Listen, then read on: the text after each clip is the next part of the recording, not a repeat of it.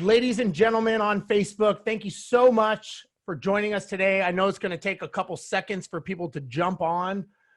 We have a all-star cast lined up today to talk with you. I'm Steve Rozenberg with Mynd Property Management, and I would like to talk today with everyone that's going to be watching. I know it takes a couple minutes for people to jump on, so we'll kind of ramble for a couple minutes about what's going on with COVID-19 and everything.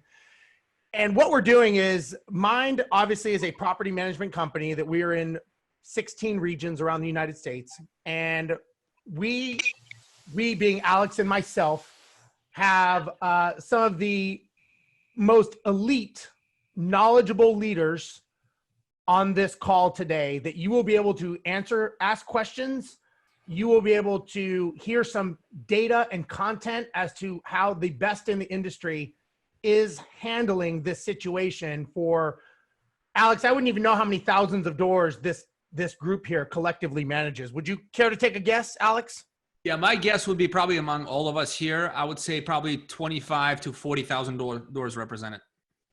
Wow. Yeah, I think that's good. And probably every category, single family, multifamily, you name it, is probably being managed here on this. So if you guys have questions and you want to know some things, this is the brain trust that you want to ask, because they probably have an answer, would be my guess. So do me a favor, let us know where you're from on Bigger Pockets. Let us know where you're at, so we can give you some good information regarding your specific city, county, state. And if you're hearing this, make sure you give us a thumbs up, because I know Bigger Pockets and Facebook world likes that, so they get more people that can learn from this. So this is all about learning. So again, we got a good amount of people jumping on. Alex, as always, thank you for joining me. How are you doing, my friend? Oh, it's a pleasure. We have an all-star cast here, Steve. Always good to be talking to you and the team here. Now here's kind of what it is. Let's say this is a Mindful Investor Show podcast that being broadcasted live to Bigger Pockets Facebook as well. So we appreciate Bigger Pockets for plugging us in to this, because the conversation today is important. Like, we're dealing with unprecedented crisis, pandemic. Like, what is happening?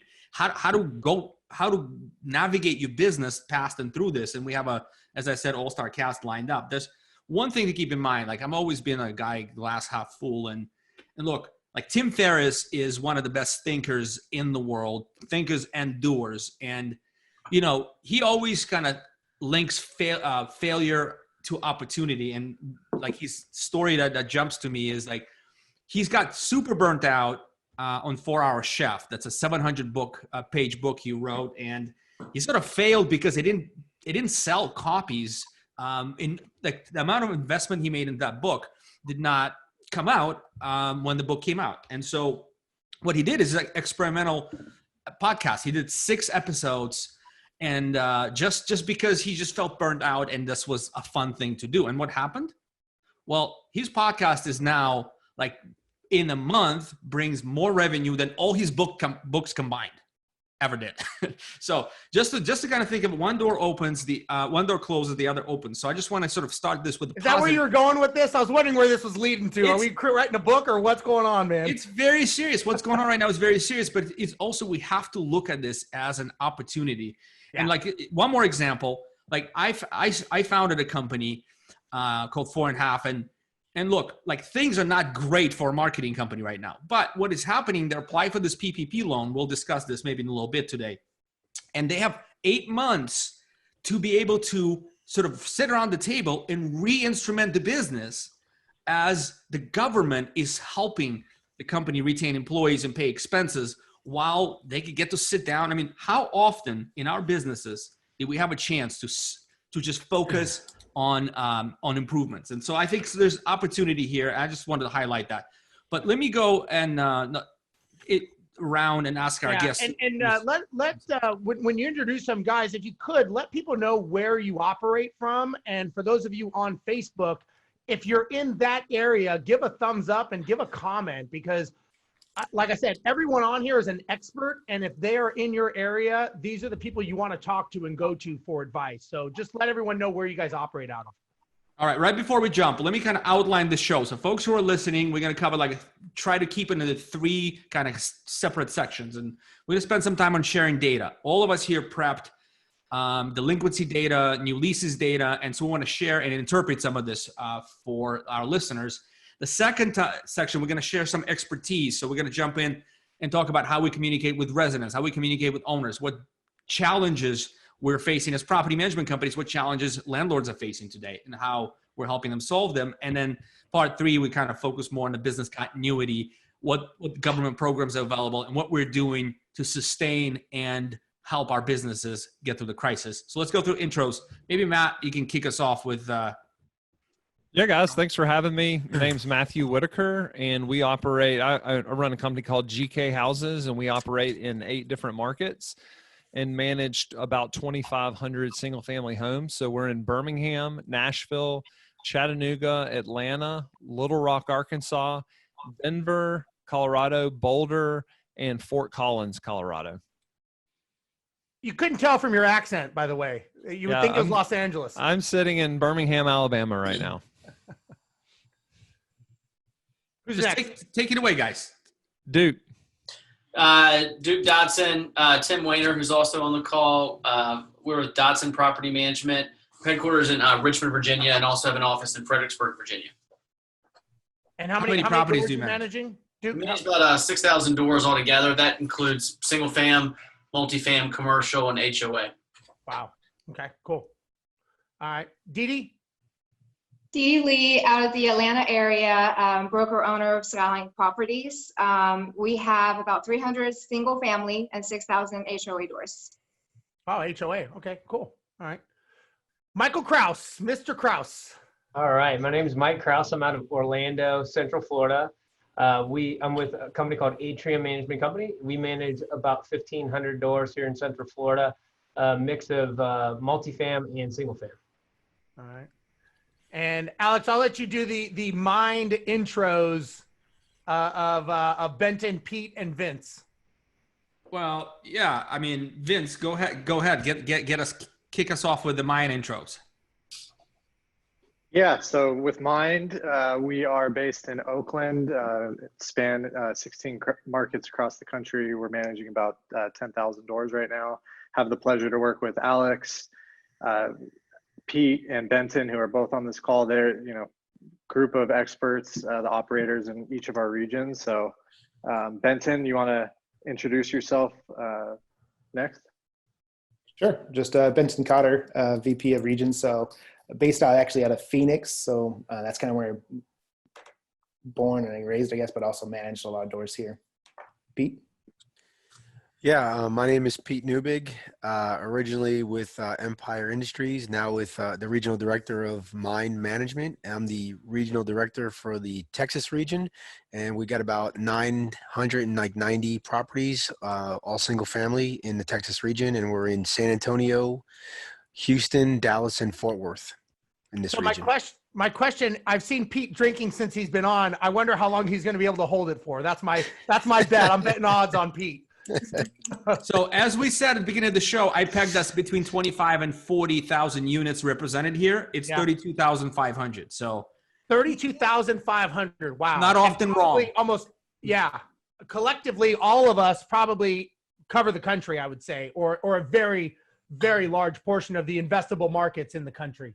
So let's dive in. Why don't we start with some data? So people are always asking questions on Picketpockets and elsewhere, like what is delinquency rate? Who's going to pay rent? Am I going to get my rent? And if so, how much? And so let's talk about that a little bit. So we've all pulled our data, and for Mynd, representing about 10,000 properties, we're seeing that as of April 5th, our delinquency it's better now, but it was 18% versus 11.8%, which is the trailing 12-month average. So in other words, our delinquencies are up by 6.2% as a sort of percentage of the whole tenant population. what do you guys go around the table, share some numbers? Is anybody like deviating from that too much? Like, is you seeing less, more? Yeah, this is Matthew. I'm managing mostly Middle America, obviously, and we haven't just seen those numbers. Ours is closer to 2 to 3% variance, and some of that could even be based on us not posting rent as quickly, just because all of our team members are now remote. We get a lot of checks, so we haven't seen April as when I first heard of this COVID virus and the fact that people were losing their jobs. I mean, I had visions of 50-60% of people not paying rent, and we just haven't seen that in Middle America. So we were pretty excited. Now the big question is, how long is this going to last? That's ours. So I'll pass that off to somebody else. Yeah, I mean, for us, I was with Matthew. I was pretty pessimistic 2 or 3 weeks ago, and I think everyone did a little better than they thought they would do. I think for the most part, collections have been better than we thought, less than we usually do. I've seen PMs vary from anywhere from 2 to 10%, but it's almost all in that kind of range. Our Class A housing did way better than everything else. Our Class A housing was almost the same as it normally is. Our Class B was a little bit worse, and our Class C was considerably worse, and that was to be expected. Office, pretty decent. Retail obviously stinks because everything's closed down. But as far as single-family housing goes, I think most property managers have done okay. Tim, you want to add anything to that? No, I mean, I think it's just, like Matthew said, how long is it going to last? I've heard some opinions that people think May and June are going to be worse than April. I've also heard people that think, hey, once people have money in their pockets, and that there may even be some regulations coming down the pipeline that, like with businesses, if you use it for mortgage or rent, that it may be some sort of forgiveness or not taxable. So it's just, there's so many questions out there we don't have answers to. It's good to actually, I'm so glad we have this data today, because it's nice to be able to compare and talk about it. But yeah, I was excited when I saw our numbers this month. Dee, do you have? Yeah.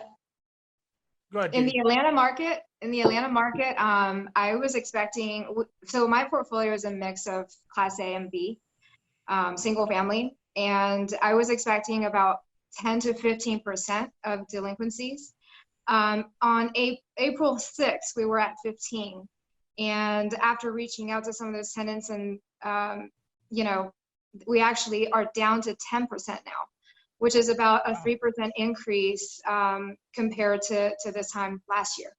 Is there more on HOA than on the single family side? We have not experienced anything yet on the HOA side. We are getting some calls from owners who have monthly dues, but it's not significant enough to really talk about at this point. Okay. So I'd like to keep, instead of everybody answering the same question, I'd like to ask a couple of questions, Alex, that you guys have created. You got a lot of great questions I think a lot of people would like to know. Let's talk about leasing the properties, right? Obviously, leasing is different for everybody. Virtual leasing, showing properties, handling keys, giving access. How are we all handling that, and who feels they've got a good system to that they could share that other people could utilize? Yeah, I wouldn't mind going. So here in Orlando, Florida, obviously we have shelter in place, just like most places in the country do now. And we're still effectively showing properties. I don't know why, but looking at the data, for some reason this week has been a spike in leasing. So I don't know if people are trying to get it in before lockdown happens across the board or what. But our leasing is actually up versus our 12-month average. During the first week of the month, we've leased 18 properties versus 12 as our kind of weekly average for the first week of the month. Overall, we haven't seen a huge decline in recent weeks either. If you kind of take the average, we've stayed basically on par. We have kind of altered our strategy. We are showing properties still, and we do have our agents still out showing properties since we're essential. But we've kind of modified some of the things that we're doing. If somebody insists on seeing a property specifically, we'll take them to the house. Our agent will get out of the car, unlock the door, then get back in their own vehicle and let the person go kind of tour the property. Obviously you can only do that with a vacant unit, a vacant house, but we are using some different strategies. We have gone to code boxes, which I know a lot of you guys use digital code boxes where residents can do self showings. We have not adopted that until COVID-19. This is the first time we've actually started to use those. But they seem to be working just fine. And we've rolled those out on smaller multifamily properties, not as much houses. But other than that, we're utilizing a lot of technology, virtual showings. We've had people do FaceTime tours with their phone, as well as, obviously Matterport.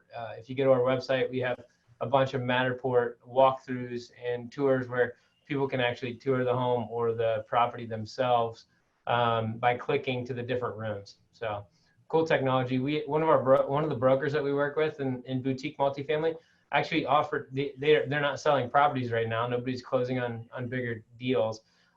So they offered to do a Matterport on any property we want. People are just reaching out and trying to help. So it's pretty cool. For free, they're doing these Matterport. Now, Mike, out of curiosity, and I'm going to ask Pete the question, like, are you changing any of your qualifying criteria? Because, Pete, I was talking with Jason Wagner, and I had him on a Bigger Pockets, and he was talking about some changes that should be done in the screening process based on whether or not they're employed now, but maybe they're, not going to be employed. And Jason was talking about being able to check deposits in people's bank accounts live. And I don't know if Pete, if you've talked to Jason, but are you changing anything, Mike, on screening processes because of this situation? I would say we have some owners that are more concerned than others in terms of, we have a couple of larger owners that are like, hey, I want to consider this, what industry they're in. As a whole, we haven't changed our screening criteria at this point. So we still verify everyone the same way. We use 3 times monthly rent in terms of what their income requirement is. They have to have a credit score above 600. And then, there are a few other determining factors that are weighed in on every single applicant as well. But we have not changed our screening requirements yet to take into account. It's kind of a slippery slope. So we're hoping we can avoid that. Hey, Benton, what are we seeing on the front line? Benton is the VP of regions, but essentially like he's running the operations of property management across 15, 16 markets. So Benton, what are you seeing? We both part of a task force that we meet 3 times a week, COVID-19 task force, trying to figure things out. What do you see, man? Yeah, I think not only like data drivenly we're looking at is we actually see less prospects coming in, less inquiries coming in. Depends on the market. Like in Houston, for some reason it jumped too, like Michael was talking, it jumped this week, but anecdotally it looks like we're having less prospects come in, but higher conversions. So there's more serious buyers. And so that's what we're looking at is like, rather than lowering the criteria for the screening, maybe we discount our application fee and see if we can get more prospects coming in, make it a lower barrier. I know Pete at Empire with Steve did that before during Hurricane Harvey and got more applicants to come in. And so that's what we're kind of looking at to kind of bridge that gap. But we definitely across the board, all of our leasing is down. But again, higher conversions. And so we're just trying to get more exposure. There's definitely people still leasing, which is surprising to me. I was kind of like the same amount with Matthew and Duke and Tim, like, this is going to be a crisis. We're not going to lease any homes. They're just going to sit forever. But people are still out there shopping that need homes. I think it's just making that barrier a little bit easier to cross. And but I agree with Michael. It's a little bit tricky on the screening criteria. If you do it for one, then fair housing, you kind of have to do it for everybody. It's like it just gets a little bit sticky. And so I think we've been talking about that. We have discussions with our COVID task force and kind of see how can we make this easier and a little bit help. We want to help the community. We want to help these residents looking for homes. And so we've kind of ran a little bit on application fees, and then we'll kind of continue to go from there. But definitely, people are out there still looking for homes, but just not as many as we had before. It's kind of turned into more of a renter's market than a landlord market now. Duke, what are you guys doing? You manage a lot of properties, obviously 6,000, and you've got a big mixture of multifamily and single family, which a lot of people watching this are somewhere in between that. How are you handling, residents not paying, the ones that are not able to pay or can't pay or whatever, for whatever reason?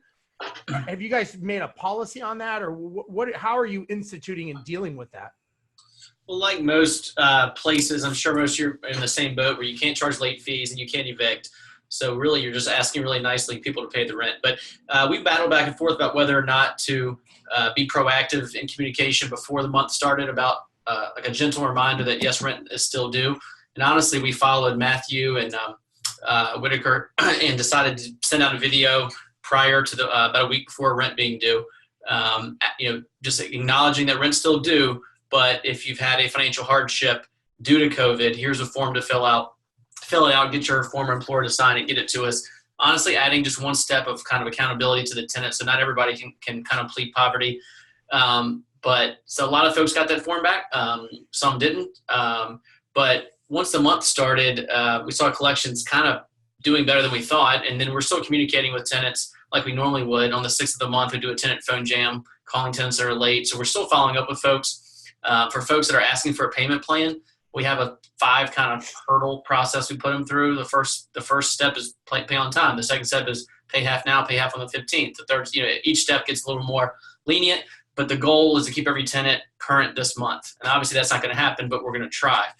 Reminding tenants that just because there's no late fees and no evictions doesn't mean that money's not going to come due eventually. Landlords have to pay their bills.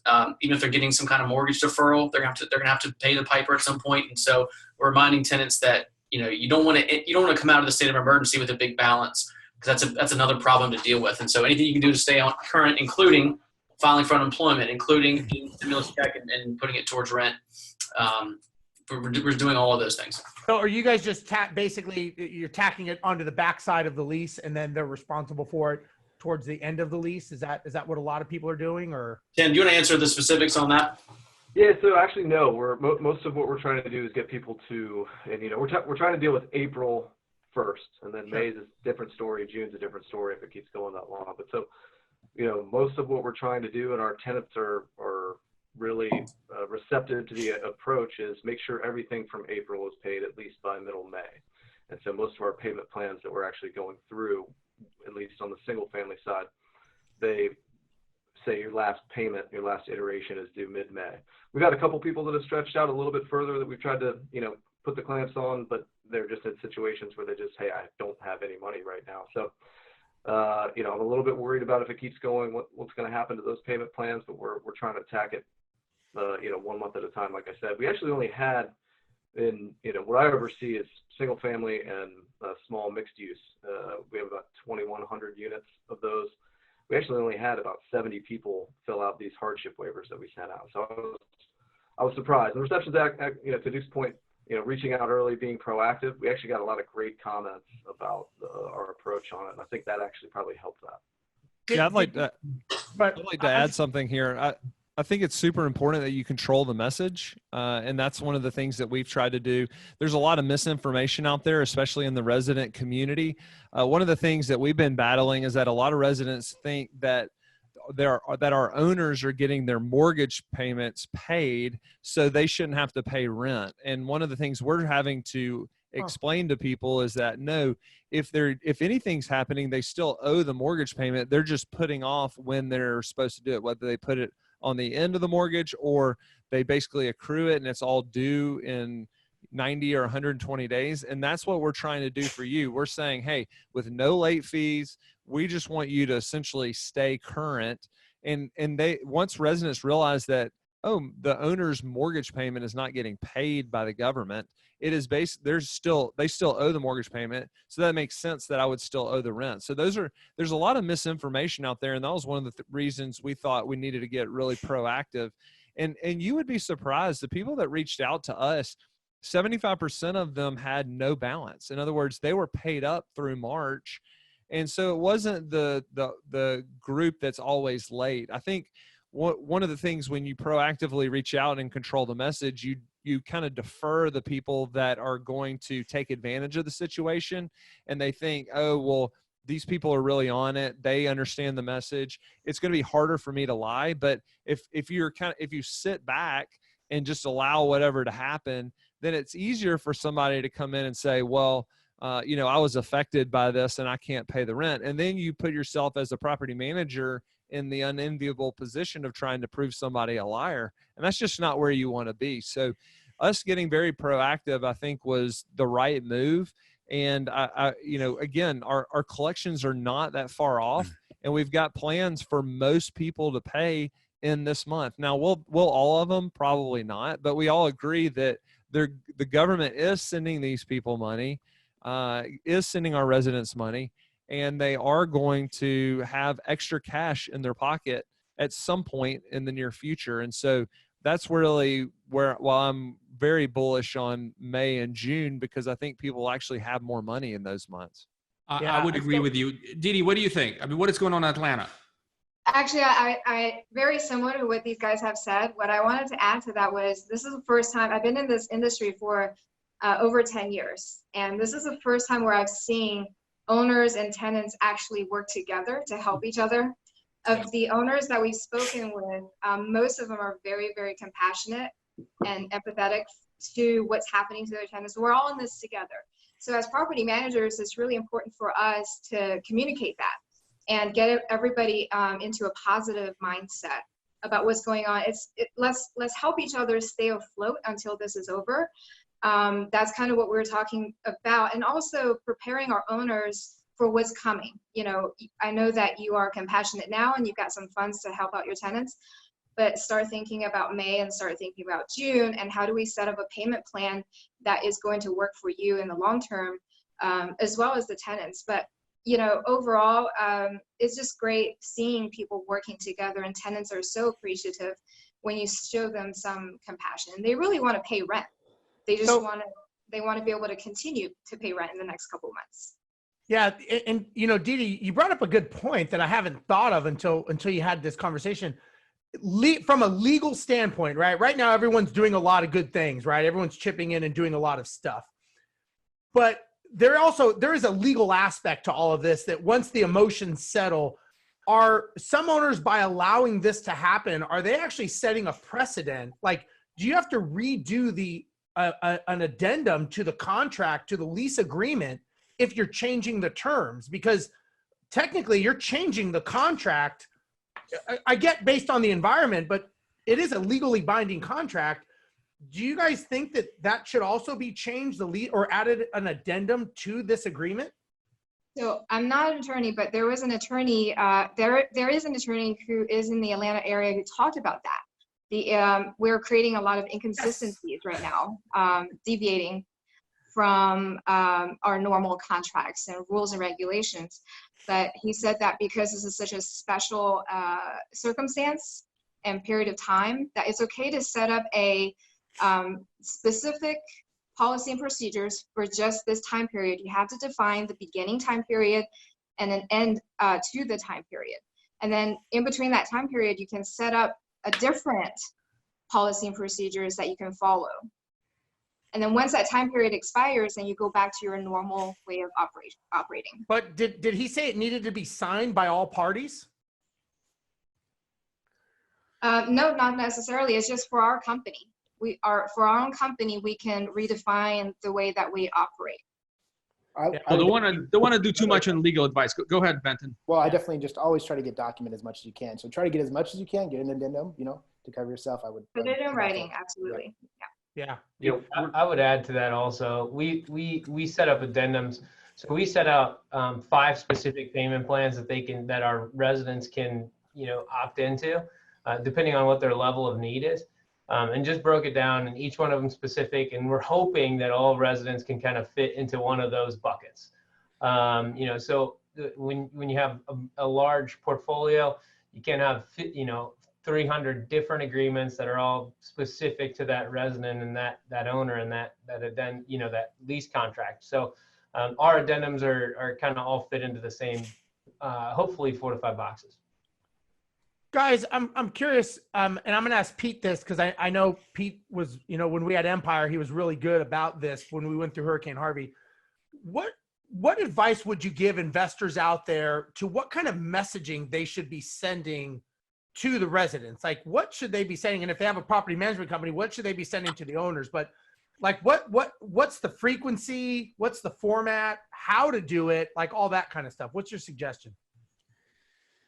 Well, I think you have to have a specific cadence, and you have to, it's not one time, right? Somebody has to hear something multiple times before they get it. it goes back to what Matthew, Duke, and Tim are doing. Lots of communication with your residents. If you're an investor, you should be communicating with your residents for sure, either through email or something in writing. Letting them know that you're empathetic to what's going on. Videos are always good if you want to do some videos. But when we went through Harvey, Steve, we did a lot of emails and a lot of phone calls. I think phone calls are probably me, Steve. I don't like talking to people, but this So is good at it though. This is one time when I would say phone calls are probably worth it. People feel that you're a little bit more connected to them at this time with a phone call than maybe just an email or a text. So this would be the one time that I would suggest phone calls over emails. Yeah. And just, I think it's just being more, like Dee Dee said, once they feel that you're empathetic to them or sympathetic or whatever, they're going to work with you. They're going to try to pay their rent. They want to pay their rent. And can I add something that? Yeah, Steve, yeah, go ahead, Matt. I really think you don't want people filling in the boxes. You don't want your residents basically drawing their own conclusions. This gets back to controlling the message, right? Mm-hmm. If they have clarity on a plan, that's what people want. I mean, most people want to be led, especially during a time of a pandemic where they don't know what to do. And if you can provide them and lead them, that's what they really want. And so you providing them clarity and not allowing them to basically fill in their own blanks, I think super important, because if they fill in the blanks, they always fill it in with the worst possible scenario. Yeah. And I would just to finish that, I would say when we went through Hurricane Harvey, and for people watching this, what we did is we made all of our information outward facing. So we didn't necessarily want to get dialogue back and forth, and people don't necessarily want to talk. They just want information. And we used Facebook and other means to push out information, letting them know, like, look, as soon as we get information, we will let you know. And that was to owners, residents, contractors. And we just made it outward facing so that, because if you send an email, they send an email back. Well, if you do that for thousands of properties, someone is buried and inundated. And so I think what I think would be the best way is find some way, especially with social media. And like Pete said, you can do video text messaging and stuff to your tenants. Push out the information as it comes. I think that's the key. I do know a lot of private investors, and one guy I was talking with in Milwaukee recently, he has about 60 or 70 rental properties. And he was like, this was about 2 weeks ago, with about a week left in March. And he and his team basically called 5 or 6 people a day and talked to every one of his residents. And he had a plan for each one of them. And I think one of the things everybody's finding is if you're proactive, if you're on top of it, then things are working out. And of course, when nobody knows how long this will last, but we've got to be very focused on collecting rent. And that gets into another important point. One of the things that I found, because we work in some markets that are really hard to collect rent. I was looking at some of the groups' collections, and it was kind of funny because I cut my teeth in the kind of the low to moderate income world where we're constantly having to collect rent, where we use the whole month to collect the rent. And one of the things that we found is you don't want people to fall too far behind and lose hope. So if you can get people paying something so that they don't fall too far behind, then they're going to be more likely to get caught back up. You just don't want them to fall so far behind that it takes a grand slam or a home run for them to catch back up. So that's a little thing that we've learned over years of collecting rent in the low to moderate income space.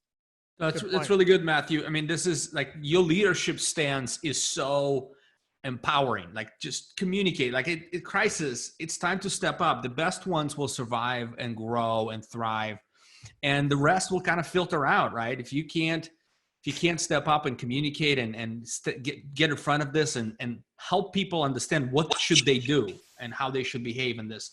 I want to pivot a little bit into a different kind of property management challenge, and that is under shelter in place or social distancing, we're seeing a significant drop in move out notices. Like for Mynd, up to, for week of April 5th, 34% drop in move out notices. So I was going to ask Benton, like, what is the strategy right now to focus on renewals to help keep people in their homes, but also like do right by the owner of the home, the landlord?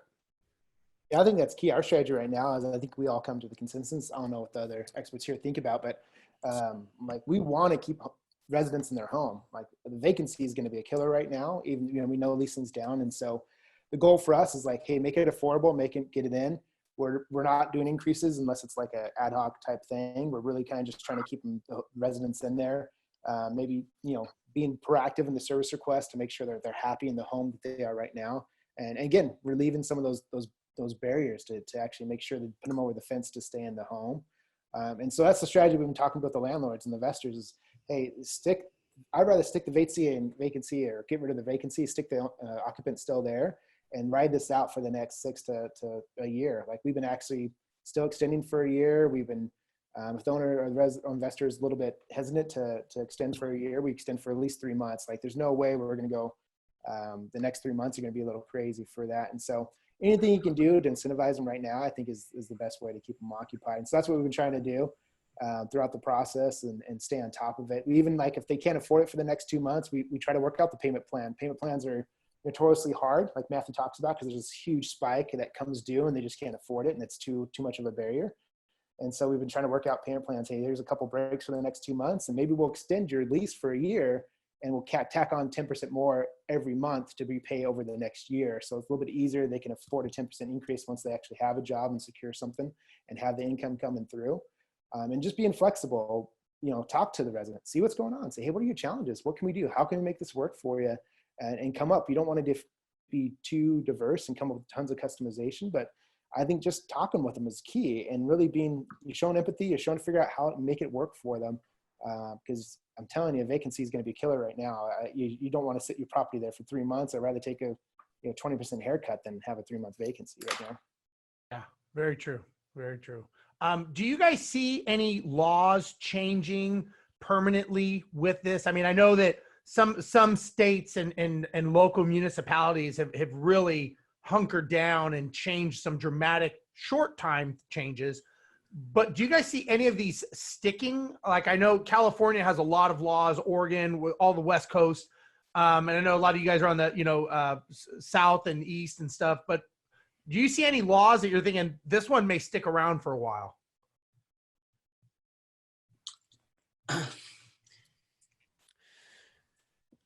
Yeah, this is Matthew. I don't personally, I'm in middle America again. I'm in the heart of South.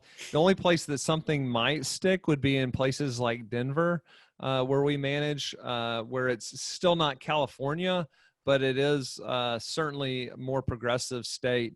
But definitely not in the 5 markets in the South. I think one of the things that I have found is that people in middle America, while everybody's taking this very seriously, it's a little less like dense in terms of population, so that it's not as rampant. And I've seen, like, for instance, our leasing is we're leasing just as many homes as we've leased before. And I was on the phone with a group from New York last week, and they just could not believe that our leasing had not slowed down.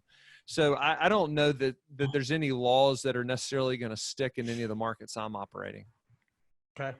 Let's go. I wanted to sort of survey the group a little bit more about renewals, because I think a lot of landlords right now are sitting on the sidelines and thinking, okay, my lease is about to expire. Like, what should I do? What's the strategy? Should I set a rent increase? Is it due? Like, what am I doing? Am I signing them in 12 months? So what some of you are doing for that? I mean, so we, if you asked me 3 weeks ago, I would have told you that I really expected leasing to drop off and renewals to increase quite a bit.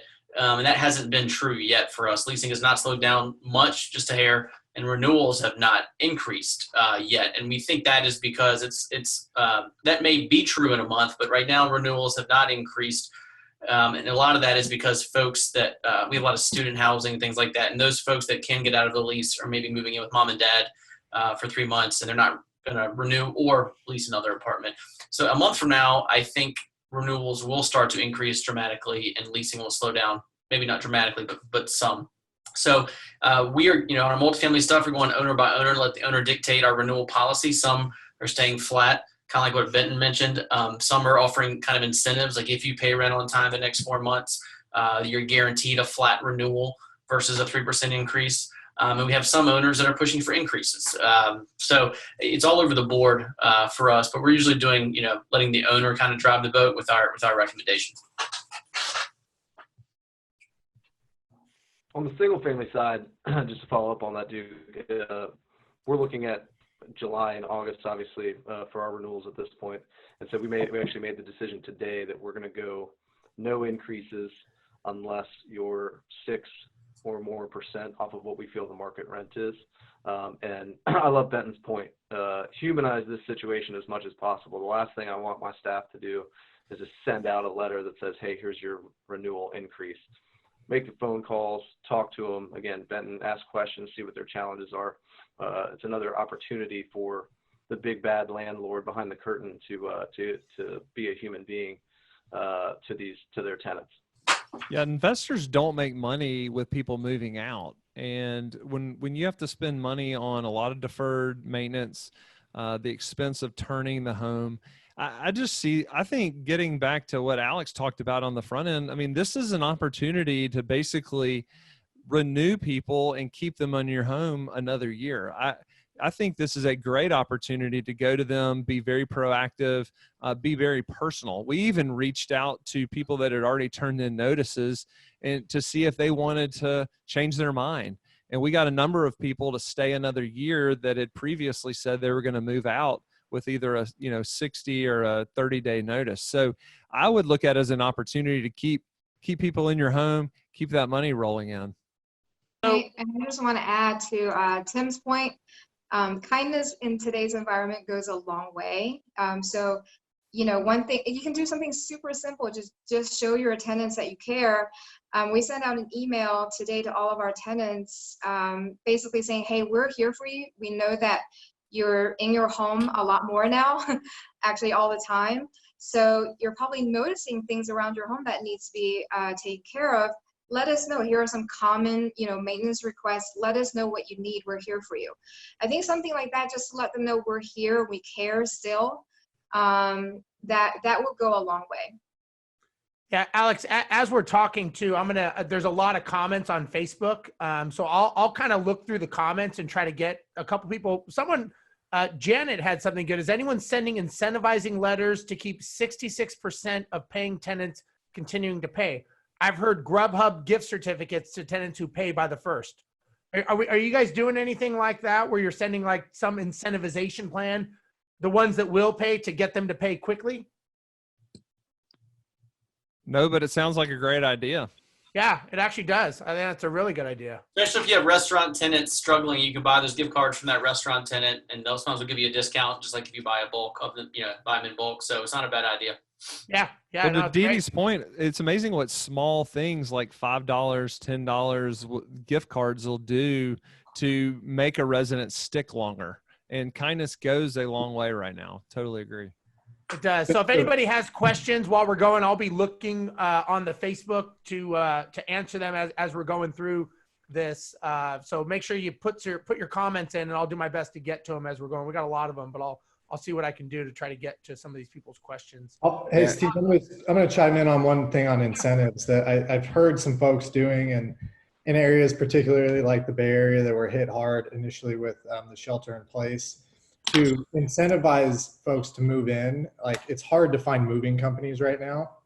Like the moving companies are super, some folks have just stopped working, and then other folks are slammed. So if you have a good relationship with your movers, and you could work out some sort of discount with them to then offer prospective tenants and let them know during the leasing process, that's driving traffic and getting folks to sign leases with you as opposed to other management companies. Yeah, it's funny. It's just like the little things that we normally take for granted all the time that we don't even think about normally, that now we're like, wow, that actually is a huge gesture that on the normal day of operating, you would think we're just living, right? We're just a Starbucks gift card, right? You wouldn't even think much about it. Now it's, well, if they're open, it's gold, Hey, one quick note on getting rent. So like, I think all of us do here, but you have to have an online rent collection method. If you're self-manager, go get Cozy or one of these apps that allow you, the resident, to pay rent online. 100%. Like make it easier for them to pay without leaving the home. So just a little caveat there. That's definitely, I think all of them have that capability, but that's 100% needed for self-managers as well. Ben, I think we're up 5%, I think, since yeah. I think we're at 93% of our tenants or residents pay online, which is, we're trying to keep driving that forward to obviously facilitate this. So someone asked this, and I was actually going to ask this question, and I think this is relevant. Do you guys think that we are now in a seller's or buyer's market right now? So what are you guys seeing with owners? Are people getting a little nervous? Are they holding the course? Are they starting to ask questions? What do you guys, we'll start with Duke. Duke, what are you hearing or seeing? I think it's too early to tell. I think my first instinct would be, holy crap, who's going to buy a house right now if I was a seller? But I think a lot of people are thinking like that. So they're waiting to put the house on the market. So it's shrinking the supply. And so the stuff on the market is actually so far is selling as it was, but I'm not sure if that's going to last. We'll have to see. Yeah. I think the people that are in the stock market are like, oh, look at all those deals in real estate. I'm going to go buy a property in real estate. And all of us real estate guys are like, oh, look at all those deals in the market. I'm going to go put my money into the stock market. It's flipping. Yeah. Matthew, what are you seeing, Matthew? Yeah, no, one of the things that I went through the 07, 08, 09 recession, and I was buying and selling, and one of the reasons I got into property management. One of the things I think is interesting is even if it becomes a buyer's market, and I don't honestly, nobody really knows. I think it will, because I think this thing's going to last a lot longer than people want it to. But let's say it becomes a buyer's market. Well, part of the challenge is private sellers take forever to catch up to that. One of the things we saw is it took 12 to 24 months for people to realize that their home wasn't worth what they just got it refinanced for, or what the mortgage company told them it was worth. And so one of the deals are not going to be, in my opinion, in the next 30 to 60 days. The deals are still probably out 12 to 24 months if from private sellers. But one thing I think is important is institutional sellers that have been through this before. They may read the tea leaves a little bit differently and say, we need to start getting stuff out the door now fast, because we don't want to find ourselves in the same position trying to dump a lot of stuff onto the market in 08, 09. So I think you're going to see some opportunities probably early from institutional sellers, and then the private sellers will catch up at some point. So Steve, I'll piggyback on that. I mean, there are some, I'm talking to some private equity groups, there's a lot of dry powder on the sidelines right now that they're ready to strike. I think in 08, 07, 08, the whole single family phenomenon of scaling single family rental, it was new to everybody. There was a lot of folks that were just figuring out how to aggregate single family rental. Well, that's been through a cycle, and there's a lot of funds that have been waiting for the next opportunity. So, it's not going to be I've talked to some folks, they're gearing up, they've already started to raise funds, and they're predicting to start buying, later this year to the beginning of next year. But to your point, some of this isn't going to trickle until next year. But when it trickles, there's going to be a lot of capital flowing into the space, which isn't going to, the length of the opportunity is going to be much shorter, obviously. The short advice is, from what I'm hearing, is buy the Amazon stock or whatever, get in stock markets and tech or whatever, sell in 12 months, which is what I'm doing. I'm just doing that, right? Sell in 12 months and buy a bunch of rentals while competing with some of the, bigger real pockets property equity firms that, as you said, Vince, are right now sitting on a lot of cash. Yeah. They've been very, very cautious with all this huge appreciation and upswings in markets. They've been sort of stashing all that cash, and it's going to be deployed. I think, Vince, you're absolutely right. So if there is a dip, given that dynamic, there's a dip, that dip won't last long. So that cash will be deployed and the prices will go back up. So that's an interesting, Didi, what's going on in Atlanta? That's a super investor market. Well, right now it's a little bit too early to tell, but it's very interesting hearing Matthew Whitaker's take on this and your take on this, for sure. I'm expecting there will be some opportunities coming down the line, not in the recent year, but in the next 2 years, because there is going to be a trickle effect. of this negative impact on people's ability to pay rent, then owners' abilities to pay their mortgage. There's going to be an impact. There will be opportunities for investors for sure. I've got someone asking about, and I'm curious who's managing short-term rentals, Airbnbs, all that kind of stuff. But before we do that, Didi, I got a question for you. When it comes to HOAs are something that not many people know or understand. Is this something that's going to be a lot longer lag time for people not paying their HOAs, not paying their taxes? And then that eventually would affect your business model of managing, 6,000 HOAs. That's a lot of HOA properties. How do you see this affecting you? And then I've got the short-term rental question. I think you have to go back to what happened back in 2007 to 2010 timeframe. It is an effect that's going to happen a little bit down further in the road, because some HOAs, we charge annual dues. Some HOAs charge monthly dues. And the monthly dues, the HOAs that charge monthly dues are going to start to see the negative impact a lot sooner. You're going to see signs. Unfortunately, hopefully this doesn't last as long, but if it does, you'll see landscaping not being kept up. And, when HOA operating funds are low, we have to start cutting back on services that are being provided to the community. So those are the negative impacts. As far as the HOA business goes, for me personally, management is not a necessity. Yeah. Unless you have board members that they all are retired or they don't have any jobs left, right? Then they can manage the communities on their own. But no one in their sane mind would manage an HOA voluntarily. So there is stability if you are an HOA management company. So, okay. Now, who here manages? Does anybody manage short-term rentals, VRBOs? Anybody? Mike, not even you in Florida, huh? I just started. So we've talked about it, and we have some friends that do it. That industry is really getting hurt by this COVID-19 crisis. There's no doubt about it.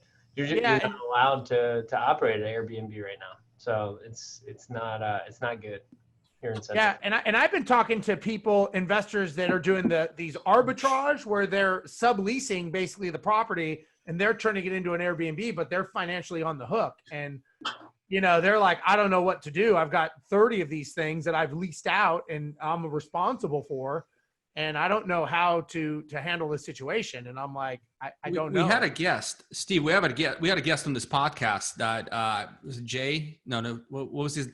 Jay Martin. Yeah, Jay Martin has a lot of them. Yeah, he was here in the Bay Area. He's got like 10 or maybe 30. He said of those. You got quite a few. Those kind of properties. But now just shifting gears for just maybe this question. Since we're on a short-term rentals, STRs, have you, for your own personal businesses, have any of you on this panel have considered a strategy or thought through a strategy on how to help short-term rentals convert them to long-term rentals?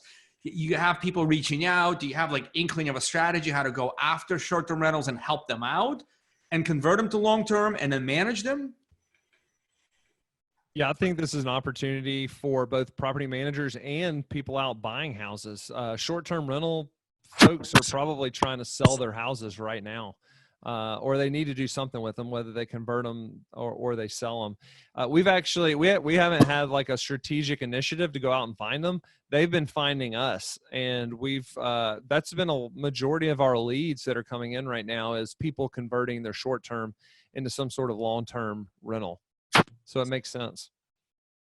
And that what's cool about there's not like a big conversion or anything like that. It's just the strategy of how you rent it out. So it's easy to go from a short term to a long term rental if you're a self manager. It's not like it's a big process. Except for all that furniture in there. That's where and no movers. Yeah, and no movers. For the STRs, a lot of those folks, at least in urban areas like San Francisco, New York, LA, they're offering those units up to doctors and other medical workers in the interim. That's the way that they're filling those units. But in more suburban sprawl areas, that's not really an option.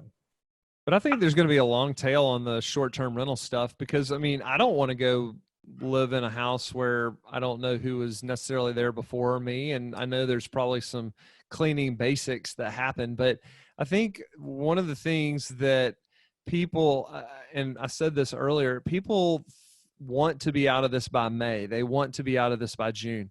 And that's just, I don't see a way that that happens. So I think if I'm an investor and I'm looking at investing in rental properties or whatever, I need to be thinking this thing's going to last 12 to 18 months and getting very intentional on what would I do if this thing lasts 12 to 18 months. Now, hopefully it's not going to be a shelter in place. We're not going to be stuck in our houses for the next 12 to 18 months, but this is not going to go away fast. And even when things do start to clear up, people are going to react differently.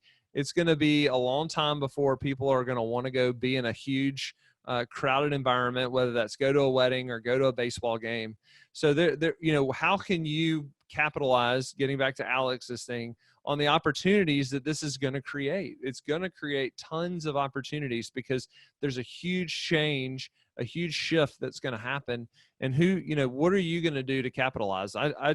One of the things, obviously we hate what's going on in the world with regard to people getting sick and people dying, and it's awful. But we also need to remember that it's not just about survival of our rental portfolio or our property management business. It's all about thriving too.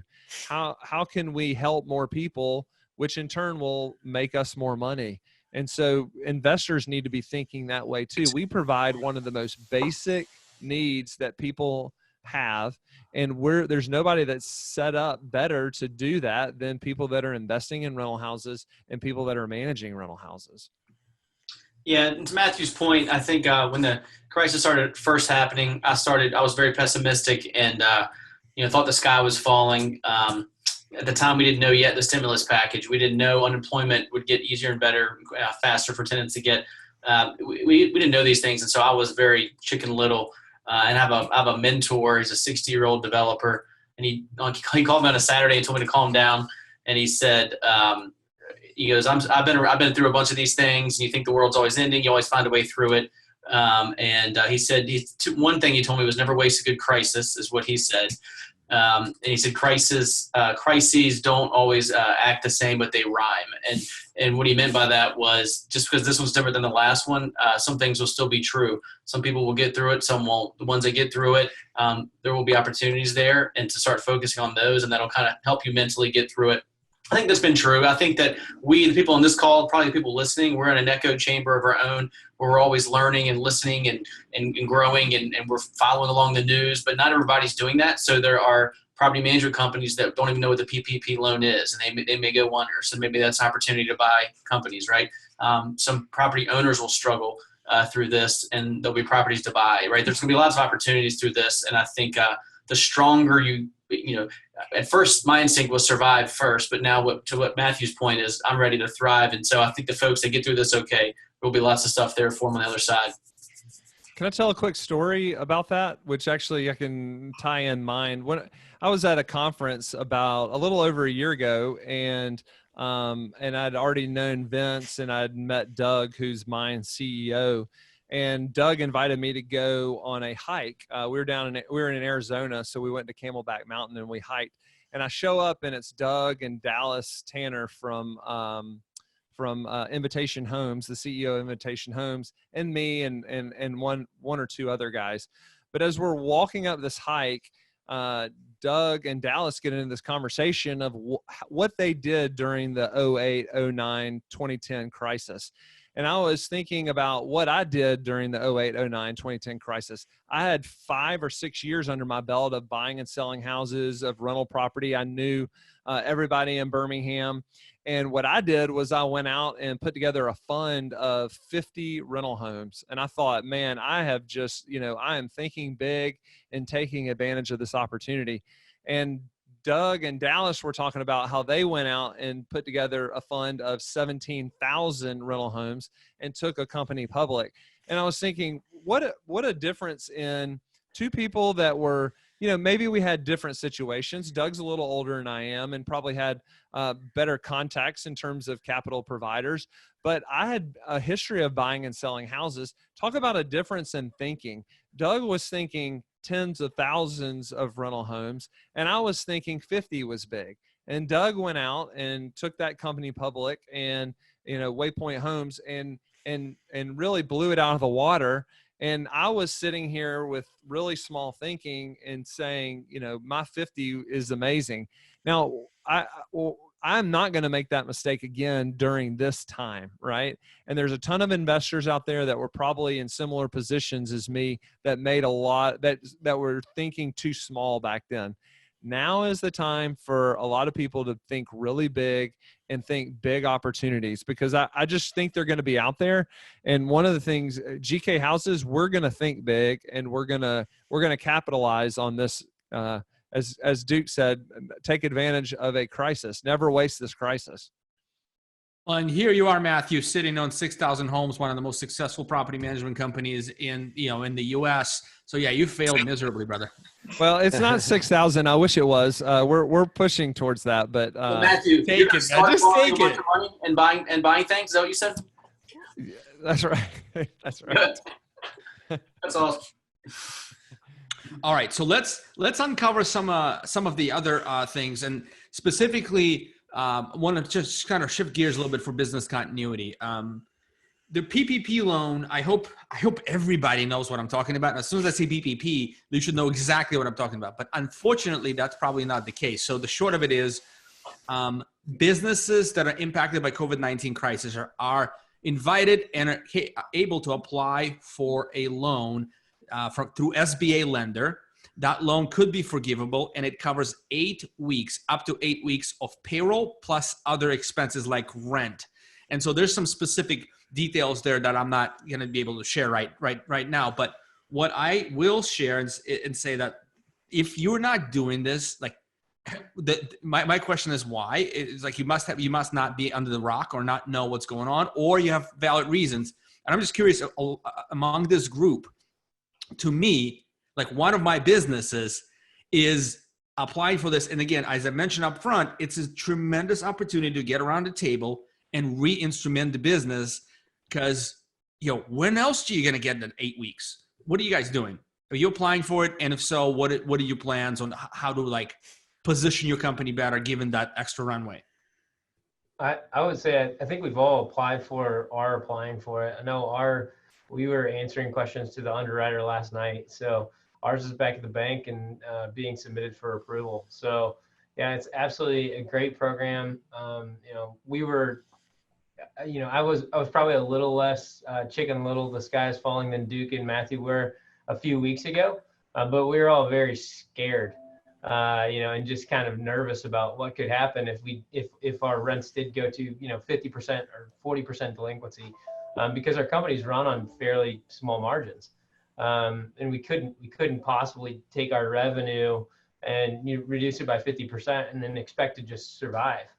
So the PPP really offered us, a little bit of breathing room and kind of a little hope to kind of survive and thrive, like Matthew and Duke are talking about. So yeah, our paperwork's in. It's much, for those of you who have done SBA loans, it is much easier than the application process for an SBA loan in the past. So it is a streamlined process. So thankful for that. Do you guys know, for investors that own the rental properties, is there assistance to help them, or is there some guidance as to what they can do, or is there nothing to help investors? I was actually just having a conversation about this with Jason Green from Roofstock, and he says that it's not, that owner operators of investment portfolios are specifically excluded, and that he has a friend who's actually hired a lobbyist to try to help include that group of people in the PPP loan program, because investor owner operators are every bit as affected as any other business owner, because their residents aren't going to be consistently paying rent. But I do think that they're specifically excluded right now. That doesn't mean I wouldn't try, but I do think I do think it has a specific exclusion for them. And I think you get help through mortgage deferral and or interest only with their lender. That's where they Absolutely. I would definitely be reaching out to my lender. Or if you do have payroll, that's what we do. We have payroll on my LLC, so we try to submit that and see maybe, because we do have some payroll costs, not just owner occupied for just investors. There are some payroll costs that we have, so I think that's a caveat as well.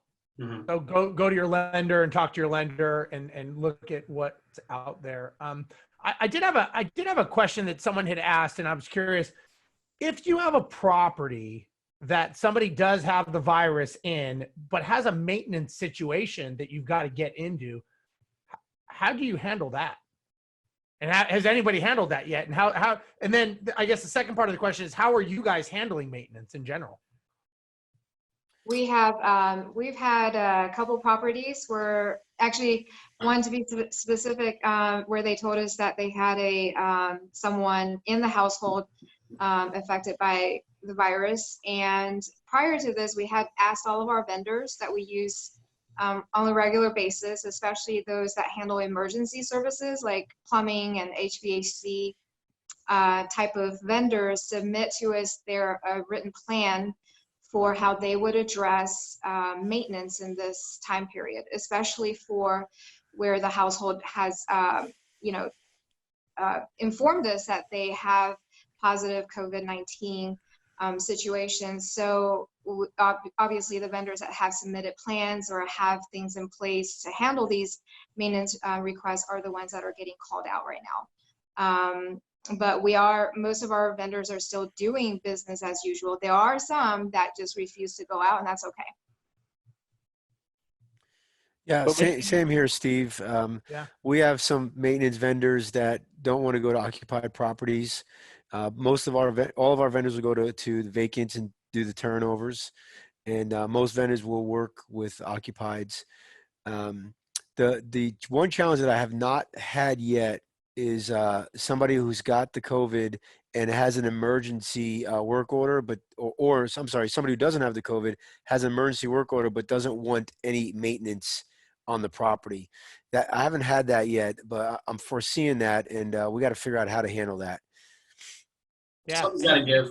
Solutions. Anybody have any thoughts on that? Well, if it's a true emergency, you gotta send someone in there.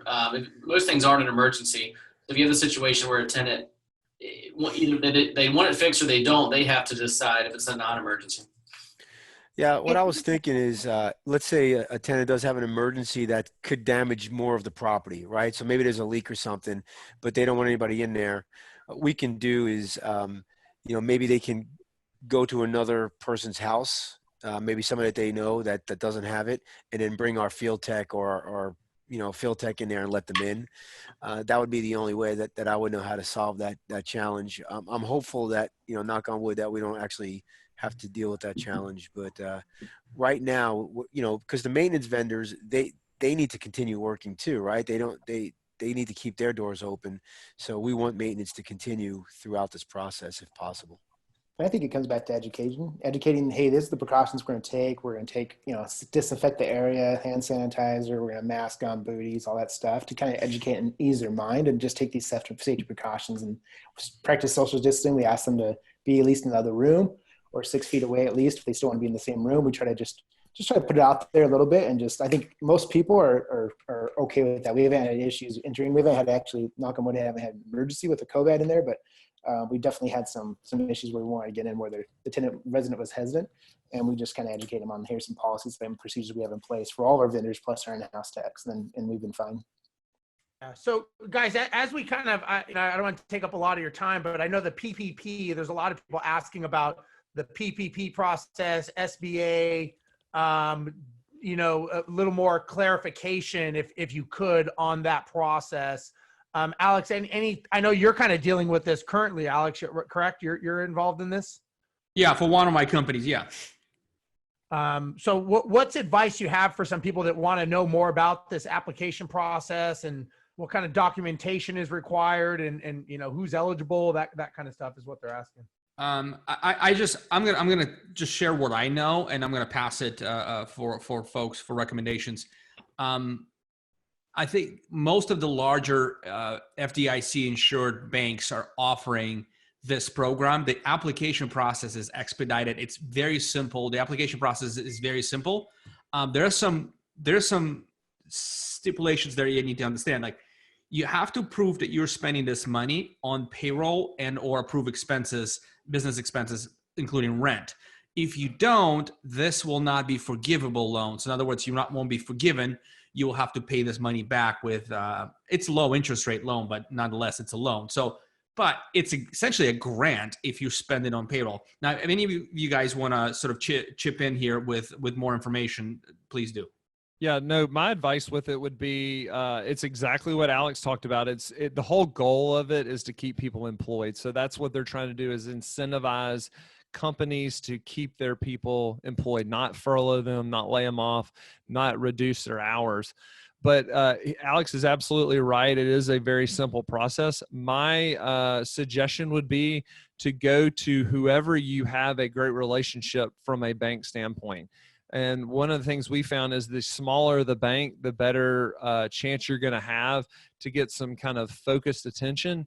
And anywhere you're a good customer, they are very familiar with this PPP process. And typically the bank needs to have some sort of SBA designation. Now, I know the SBA basically, however they anoint people with this, anybody that's had it in the past, they just basically flipped the switch and gave it to them. So there's a lot of people out there that are offering this. And so picking up and calling your commercial banker is probably the best thing to do, and just getting them to walk through the process. You will not need more than 15 minutes to apply, as long as you have your payroll information. I forget what forms they are, but all these forms are provided by your payroll provider or QuickBooks or whoever's doing your payroll. So it's a very simple process meant to get cash to you really quickly, and to make sure that you keep your team members employed. Yeah, very, very, very important. I mean, we've had a ton of comments. We can probably go back and answer some of these. I don't want to take up your guys' time. Anything else? I mean, we'll kind of start wrapping, guys, but anything that you want to let people know that you think is important, that they should know about, learn about, educate themselves on? Any kind of advice you could give, I'm sure would be very welcome. I mean, you guys we're talking 30-something thousand doors here between all of us. There's some knowledge here. I would say that take everything we're saying with a grain of salt. Everything we're saying is true today. This COVID crisis has changed so fast when it comes to government, what the government's doing, what tenants are doing, what owners are doing. So everything that we have learned, we've gathered it daily over the last 3 weeks, and then we'll continue to do that. I would encourage you to do the same. So don't take anything for gospel, but everything you think is true, keep challenging that daily as far as what opportunities are there, what procedures should you follow, what programs you should apply for. I think all of that is so fluid that stay on top of it, read, talk to people, network like we're doing now, and I think you'll come out of this okay. Yeah, that's great advice, Duke. Appreciate it. Anybody else? Any parting words of wisdom from this brain trust we have assembled here? My only speechless. Wow, I can't believe that. First. Didi? I know that you guys have a big, huge audience out there, and I just want to remind everyone, take action, call out to your legislators for rent relief, for better protection for landlords and property owners. The louder we are, the more attention we will get. Right. Yeah, very true.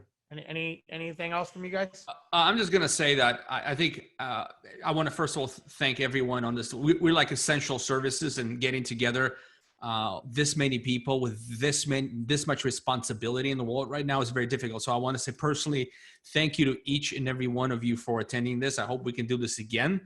But the one thing to realize, like, we would not have come together as a group right now if there wasn't for crisis. So it's terrible and horrible, as Matthew said, that people are dying. It's disrupting life, but it's also bringing people closer. Like, where did you see, landlords and residents working together in such a compassionate ways? And I think Didi mentioned that. I think Duke mentioned that. Tim, Vince, Pete, Benton, I mean, Michael, thank you all for your time. Steve, as always, it was an absolute pleasure sharing hosting duty with you, but you guys go get them done, man. We're essential. Let's do business. Yeah, guys. And just, again, as Alex said, thanks everyone for taking the time. Everyone's busy. I know Bigger Pockets, they appreciate having us on. A lot of people are going to get a lot of education from this. My only advice is whatever you do, whether you have a property management company or you have rental properties or you're a contractor, vendor, whatever, never let an emotional reaction drive a business decision. And my advice is always look at the information that's being presented to you and look at it as data and facts, and don't make a knee-jerk reaction off emotions and what you think you're hearing out there in the public, because you have to really ask yourself, is it affecting me directly, and how does it affect me? And once that problem happens, now it's time to focus on the solution. As everybody on this panel said, this is the time you get on the same side of the table with your residents, with your contractors, with your bankers, with your CPAs, and you got to work towards the solution. Focusing on what happened and what the problem is not going to help anybody. And hopefully everyone on here, that was watching us and all these experts here, I mean, this is a lot of knowledgeable information. If you guys, anybody watching wants to know more about these people, you can look them up. They'll all have their information. We'll be able to tag them in these comments so you can find them.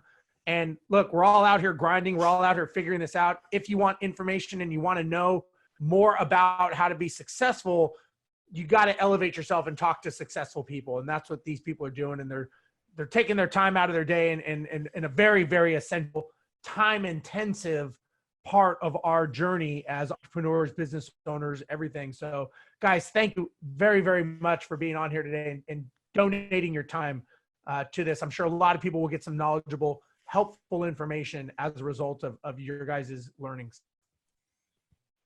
Thanks. Thanks for having us, guys. Steve. Thanks, All right, Alex. guys. Thanks, Steve. Everybody, thank you so much. We'll catch you next time. Thank you.